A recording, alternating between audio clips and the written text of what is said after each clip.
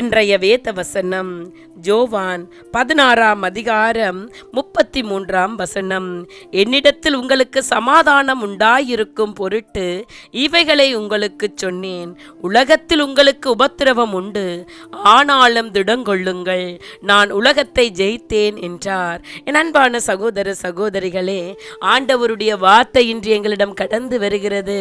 இந்த வசனத்தை இயேசு தம் சீடர்களிடம் அவர் சிலுவைக்கு செல்லும் முன் சொல்லுகிறார். இது ஒரு ஆறுதல் மற்றும் ஊக்கம் அளிக்கும் வார்த்தையாய் இருக்கிறது. இன்று தேவனுடைய பிள்ளைகளுக்கு அவருடைய வார்த்தை கடந்து வருகிறது. உலகத்தில் சங்கடங்கள் தேவ பிள்ளைகளுக்கு உண்டு. இயேசு தெளிவாக சொல்லுகிறார், உலகத்தில் நீங்கள் சங்கடம் அடைவீர்கள். விசுவாசிகள் வாழ்க்கையில் சோதனைகள், எதிர்ப்புகள், துயரங்கள் வருவது சாதாரணமான ஒரு காரியம்.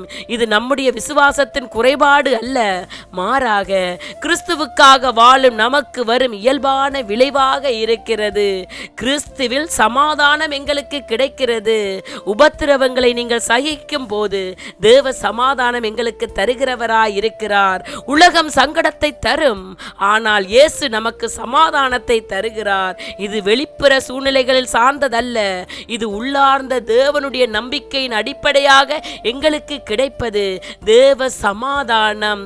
அதனால் நாங்கள் திடமாய் இருக்க வேண்டும். இயேசு சொல்லுகிறார், நான் உலகத்தை ஜெயித்தேன். சிலுவை மற்றும் உயிர்த்தெழுதல் மூலம் அவர் பாவத்தையும் மரணத்தையும் சாத்தானையும் ஜெயித்தார். அதனால் நாமும் அவருடைய பிள்ளைகளாய் இருக்கிறபடியினால் அந்த அதிகாரத்தை எங்களுக்கும் அவர் கொடுத்திருக்கிறார். அதனால் சாத்தானை எதிர்த்து நில்லுங்கள். வாழ்க்கையில் சோதனைகள் நம்மை உடைக்காது, கிறிஸ்துவில் நம்மை வலிமையாக்கும். நாம் இயேசுவை நம்பி நடந்தால் அவர் கொடுக்கும் சமாதானம் நம் இருதயத்தில் என்றென்றைக்கும் நிலைத்திருக்கும். அதனால் அவருக்குள் நிலைத்திருங்கள்.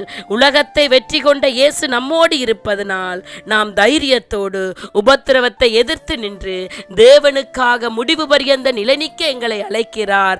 அவருடைய வழிகளில் வந்து விடுதலைகளை பெற்றுக் கொள்ளுங்கள். அல்லேலூயா.